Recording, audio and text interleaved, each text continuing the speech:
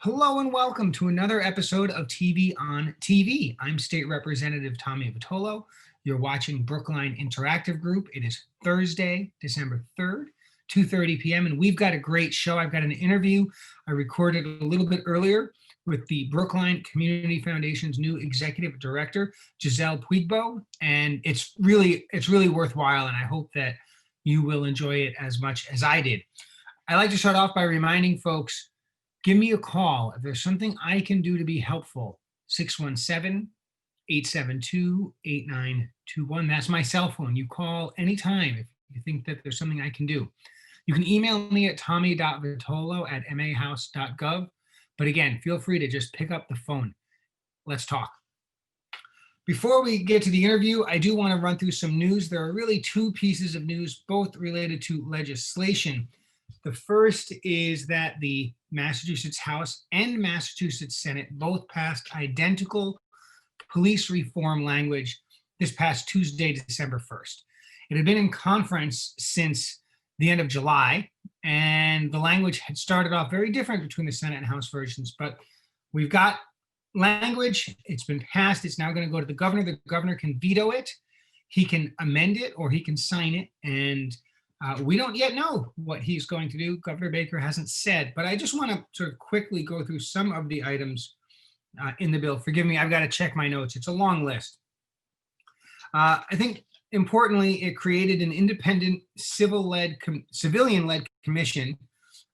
It's called POST, really. It's the Massachusetts Peace Officer Standards and Training Commission. And the idea is to standardize certification, training, and decertification of police officers. And that's really important that we start with a standard basis. It also bans the use of chokeholds and limits the use of deadly force. And it creates a duty to intervene for police officers when witnessing other police officers using force beyond what is necessary or reasonable under the circumstances. It takes steps to break the school to prison pipeline. It creates a first in the nation statewide moratorium on facial recognition technology. It requires a police department with advance notice of a planned mass demonstration to attempt in good faith to communicate with the organizers. The department will be required to make plans to avoid and de-escalate potential conflict. It establishes a commission to study the civil service law and determine if the process we use to hire police officers is still doing the best to balance the competing needs and serve our community. It bans racial profiling in law enforcement. It requires DPH to collect data, criminalizes the submission of false timesheets by a law enforcement officer. Why this isn't already criminal, I'm not entirely sure. Strengthens the penalties for law enforcement officers who have sexual intercourse or commit indecent assault and battery on a person in their custody, and increases the criteria needed for a no-knock warrant. There's quite a bit more, and I apologize if I missed a piece that is particularly important to you. This bill was supported by the Massachusetts Black and Latino Legislative Caucus, and I was proud to vote in favor. The other thing I want to talk about quickly is town meeting has been hard at work, both the week before Thanksgiving and this week. And I'll just run through some things that happened this week. Warrant Article 18 was a resolution regarding the adoption of ranked choice voting in local elections. It doesn't say we should do it, but says we ought to study it and best understand it. That passed. 19 and 20 are important. Warrant Articles 19 and 20 pave the way to change the town clerk position from an elected position to an appointed position. And full disclosure, I oppose this. The town clerk runs the elections, and the elections are really, and he serves as, or she serves as the referee for elections. And I want that person to be independent, just like the Secretary of State is an independently elected position. Nevertheless, town meeting was not persuaded by my arguments and voted to make it an elected position. And now, this coming May, the townsfolk will vote on whether or not to make it an elected position or not. Confusingly, at the same time, they will also vote on our new town clerk. So details to come there. Warrant Article 24 and 25 passed, and they create increased notification requirements. Currently, only property owners are notified um, about certain issues related to zoning and building and things like that. And the town agreed that that was pretty silly, that the tenants should also know. And so now the tenants will be notified as well. Um, we did pass a law related to fiscal education, and it shall be offered to town meeting members and required of some board and committee members as well. Of course, it'll also be open to the public. So if you're interested in better understanding how the Brookline budgetary process works, I encourage you to listen up for those opportunities. We slightly changed the way the advisory committee appointments are made in town meeting and the way their votes are recorded. And we did not vote to amend Article 3.1 of the town's general bylaws. This is warrant Article 31 and relates to whether or not the select board can be checked by town meeting in certain civil cases.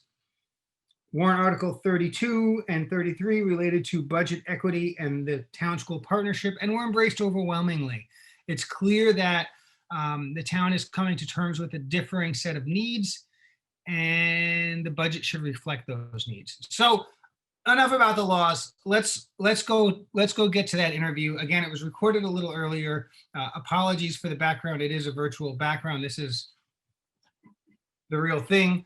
And so without further ado, I'm excited for you to hear what Gisele Puigbo, the Executive Director of the Brookline Community Foundation, and I talked about a bit earlier. Thanks for watching. We'll see you next week.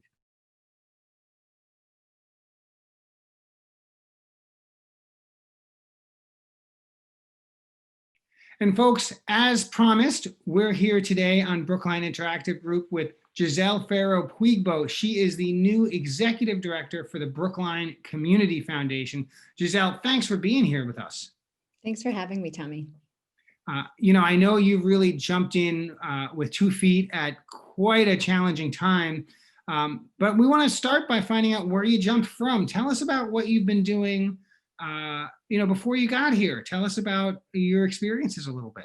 Happy to. I feel like I dove in versus jumped in. So I've been in the nonprofit sector for almost 2 decades. I actually started my career out as an attorney, but then really felt like I wanted to have impact in a different way. And I joined the nonprofit sector and have been doing nonprofit development, primarily in organizations that focused on education reform, like Teach for America. I was there in their Miami region, where I'm from, and then on their national team. And then what brought me to Boston was an organization called Health Leads, working to address social determinants of health and really focusing on health equity. And actually that organization was founded by a BHS alum.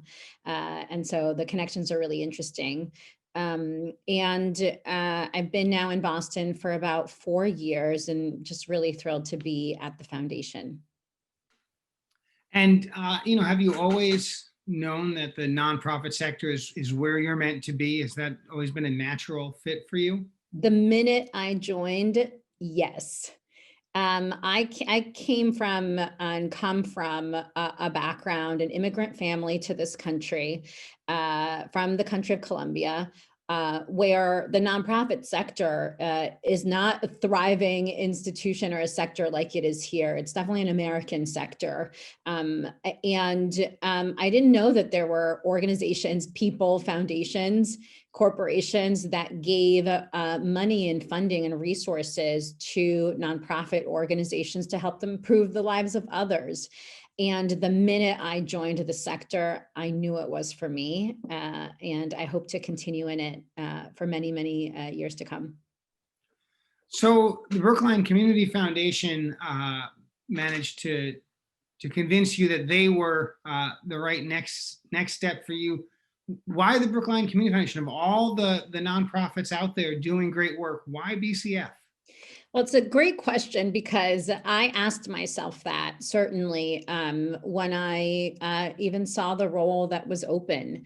I had always loved nonprofit development and wanted to stay in it, but when I saw this position and this opportunity, really a lot of things aligned. The first is, and anyone who's working in the nonprofit sector will tell you the importance of the affinity to the mission of the organization. And so for me, reading that the foundation was, the mission is to create opportunity and promote equity through the transformative power of giving. That was it for me. One, it had to do with maximizing philanthropic resources in the community. And two, what you do with those resources is leverage them to fund for local challenges. And that's what's phenomenal, I think, and from my perspective about even just the notion of a community foundation, where you're identifying local need, you're maximizing local philanthropy to be able to solve for those needs, and you're getting people to engage around this node, just this institution where I get to speak with, of course, other nonprofit organizations, local leaders, community members. It's just a phenomenal way of engaging. And I deeply personally wanted to be rooted in community. And I love doing development work. And so this was a real sort of alignment of all of those things. And if I can actually just say one more thing too, because, that's a lot of what guides me professionally. But one of the things that guide me personally is my background. I'm again, first generation college graduate from an immigrant family, woman of color who's been doing nonprofit work for 2 decades, and primarily raising resources for incredible causes like education and health. But I never thought I'd have the opportunity to not only do that, but also be able to shape how funding would be distributed. And that on a personal level was a real, it's both an honor, a privilege, and I think a responsibility that I wanted to take on. Well, I can absolutely identify with that last bit, thinking about how we in the state do the budget and Right. thinking through what earmarks should I pursue and what earmarks should I support that aren't even for my district, but I can see are particularly important, and understanding that there's so many things that are important and so many things that really would make people's lives better, but we still have to choose. We still have to make choices. It's nice to grow the pie, and I know you're working on that too, but ultimately we do have to cut slices out of it. So you're at the BCF, and I know that I have no doubt you thought very carefully about BCF being a good fit for you, and that meant thinking about what the BCF has done in the past and also what it ought to do in the future. And look, all leaders come and they put their own spin on things. They put their own fingerprints on things. So surely you have some ideas, maybe board approved, maybe not yet board approved, about what the BCF can do going forward to improve, to expand, to further benefit the community. Can you share any of those ideas? Yeah, even if they're just half baked, we want to know what you're thinking about for the future. Yeah, I would say so. A couple of things. Of course, it's so early on, but I certainly have a vision, a vision for impact for the foundation. One of the first things that I realized, especially as the foundation has a pretty phenomenal strategic plan, which we haven't launched yet, and it was finalized before I took on the role. Is the real opportunity that I have to come into the role or be here and be able to take that strategic plan, tweak it, and move it forward. So what's wonderful about, I think, what has happened at the foundation is the identity of our work and our approach is really clear. we maximize philanthropy. With that philanthropy, we do strategic grant making, and we also do research and convenings within the community that helps to identify and address needs. All right, so all of those three things are still, I think, core to the foundation and will continue in the future, certainly in the strategic plan. But what I would add to that is less of a what we do and more of a why we do it. So I'm really focused on determining how we can prioritize those who are most impacted by inequities. And that's really important because again, tying it back to our mission of creating opportunity and promoting equity, if Brookline isn't a thriving place for everyone who lives here, works here, or goes to school here, then we have to play a role as a foundation to be able to lift communities and people who don't have the same access and who don't have the same opportunities and are connected to our town. And so I think the specifics of that is to really figure out how to integrate diversity, equity, and inclusion into our strategic plan. Again, not changing what we do, but certainly how we do it and why. So that's one piece. And I think, you know, I came to the foundation being really open about that in the earlier conversations. And you know, the fact that the board offered me the role and the position and I'm in it now, I think is a testament to the fact that they are in agreement with how we need to move the DEI pieces forward. So that's really important to me. The second piece that I would highlight is it's a community foundation.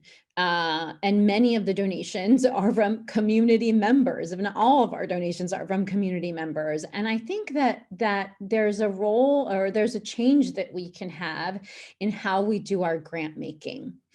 And so that includes really auditing our internal policies, practices around how we make decisions, who makes decisions, and what those decisions are made for. So I'm really excited to start thinking about our grant making processes in the next few months to be able to really practice more participatory grant making. So that's just exciting to me. Now, it's not obvious to me actually that viewers have a good sense for who in the community, or even, let me say it this way, what is the community that BCF serves? What does it mean to serve Brookline? Is that limited to longtime residents, or is that who's in the community? When we say Brookline Communication serves folks, who does it serve? So what's been incredible is the expansion of that term for us. For us, Brookline Community Foundation, the Brookline community includes those who live in Brookline, those who work in Brookline, and those who go to school in Brookline. And that, I think, is really important because there are so many people who might not be residents of our town who contribute to making this town a great place for everyone. And the ability and for us to include them as a potential beneficiary or recipient of our work, I think, you know, goes a long way in what I think many of us in Brookline feel is an inclusive community. I think that's really helpful, and I think it's a great answer. I want to talk a little bit about COVID, right? I mean, it's sort of hard to talk about anything in 2020 without either talking about a presidential election or a pandemic or both. So let's talk about the pandemic. Certainly, you know, I've seen in my office that the needs of folks who live in Brookline have both broadened and deepened, right, during the pandemic. Folks need things they didn't used to need, and they need more of them. And this, you know, this is housing, this is food insecurity, this is access to medical care, this is, educational challenges up and down the line. I'm sure that the Brookline Community Foundation has noticed this as well. And I'm sure that the Brookline Community Foundation is serving the community in a different way under COVID. Maybe you could sort of help us see what BCF is doing to help serve the community for issues exacerbated by or related to COVID, and let us know, what services folks who need some help might come to the BCF to get some help with. Absolutely. And I was referencing what I did before I joined the foundation, and essentially I was a health fundraiser in a pandemic. And it's an interesting, I think, moment to be in, any one of us. But that really gave me a perspective around the needs of people, certainly right now in this crisis. And not just general needs, but all of the essential needs that contribute to someone's health and well-being. It's not the access to medical care is just one slice of that. And what actually determines your health and well-being more so than your medical care are things like access to healthy and nutritious food, right? That you're not running out of food at the end of the month. Access to safe and affordable housing, transportation, employment, childcare, all of those things actually contribute more to your health, any person's health, than your medical care. And so really the definition of health was sort of turned on its head for me a few years back. So when I think about what the foundation started doing in partnership with others when the pandemic hit, certainly before my time, I'll share a little bit of that effort. So we've had the safety net fund for over 20 years already, which I think is something that people might not have known. So BCF has had this fund called the Safety Net Fund that provides emergency assistance for individuals and families that are facing financial crisis. And that particular fund, through what we call the Safety Net program, is administered by the Brookline Center for Community Mental Health. And so through their partnership, we're able to raise funding. People can give to the Safety Net Fund. We then partner with the Brookline Center, where they're able to assist individuals who are facing crisis and just hardship during this time. So when COVID hit and the pandemic hit and those needs increased exponentially, we already had the mechanism in place to raise that fund and be able to support the Brookline Center and therefore individuals and families through that program. We've raised more than 1.2 million for the safety net since the COVID-19 crisis began. And I should also say how important the partnership with the town has been for that safety net fund, because I believe it was about 500,000 of those 1.2 were town commitments. And so again, the sector, nonprofit sector, the town, and the community foundation really standing up a way to immediately, pretty quickly, a way to be able to support individuals and families during the pandemic. And so we still have the safety net fund, and we don't know what the needs will be like in the future, this winter, the spring. But what we do know is that we still will continue to support families and individuals who have the need, and partner closely with the Brookline Center, as well as developing partnerships with the food pantry and the housing authority.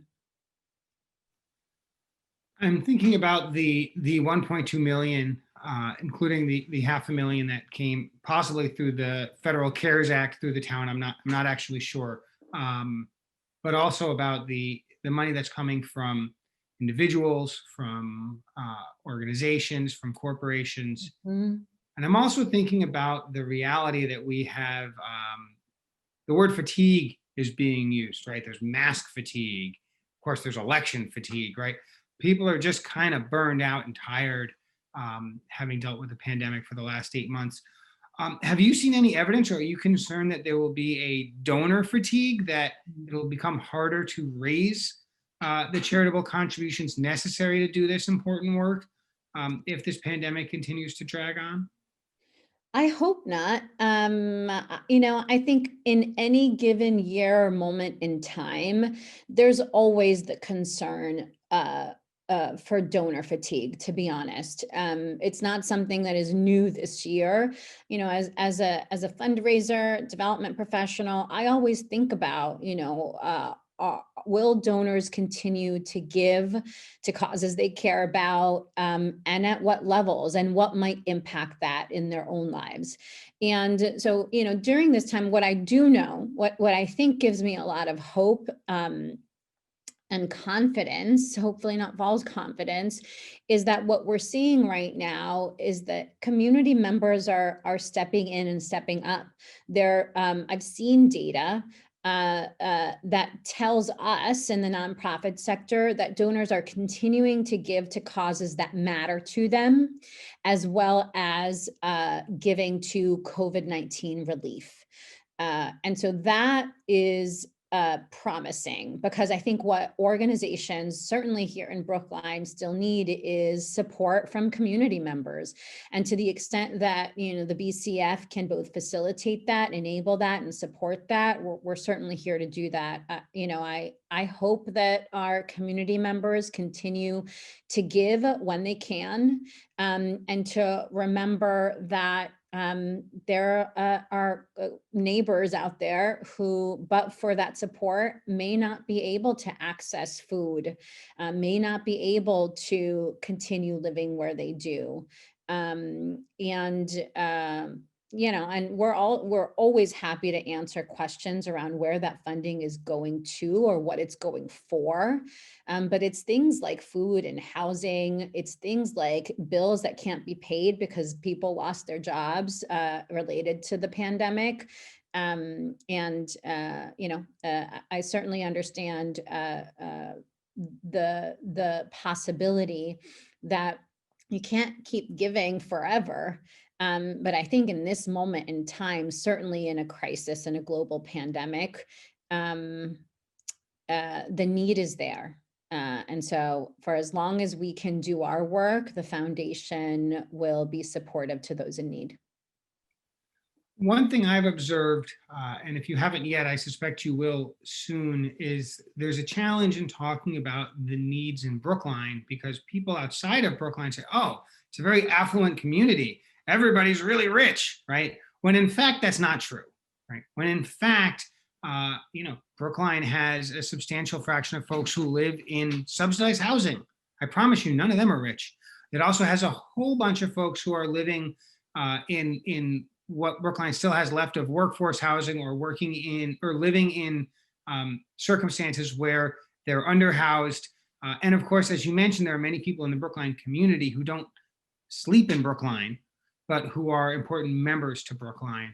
And so I wonder if you have yet encountered this phenomenon of having a hard time raising money for those who do have severe, acute, and important needs in Brookline, simply because Brookline has a lot of folks who don't have those needs. Is that something you've encountered yet? So, I've been here 2 months, so it's hard to say that I've personally encountered it in this role at the foundation. However, what I do want to say is, one of the things I'm prioritizing is listening and learning from others, community members, donors, leaders, as well as the nonprofit organizations that serve our community. And consistently, what they have been telling me in those conversations is the challenge that they have because of the perception that because it's an affluent community, it's immune to suffering or immune to poverty. And I think that is a real challenge, Tommy, faced by many organizations in this town, who, quite frankly, may not all have the ability and capacity to sort of counter that narrative, because it takes a lot of time and effort and work to be able to counter that narrative. And so I definitely have heard it. And listen, I'll share for myself personally. I I thought about the foundation's role before I joined, and I thought a community foundation in Brookline, what would the need be? How would I even make the case for need? And very quickly, I sort of scolded myself for even having that initial reaction based on just perception, because the minute I started looking into the data and reading the poverty rate here, according to the report that the foundation put out, Understanding Brookline, it's 13% poverty rate. Many years ago. So I'm quite certain that that has increased. And when you look at the national poverty rate across the country, that was 12% based on that same last census. And so what's happening here is what's happening across the country. And I think the foundation's role in putting that information out so that we can counter that narrative is really critical. Gisele, thank you for taking the time today here on Brookline Interactive Group. The Brookline Community Foundation has long been a critical member of Brookline's social system, right, of helping support folks in Brookline and helping keep this community stitched together.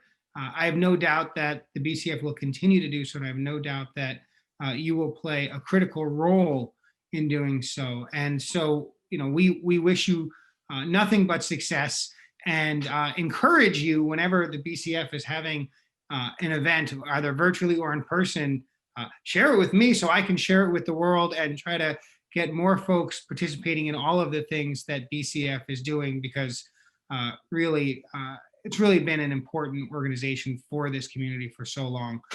So again, thank you so much for your time, and I look forward to seeing you again soon. Thank you so much. It was lovely to chat with you.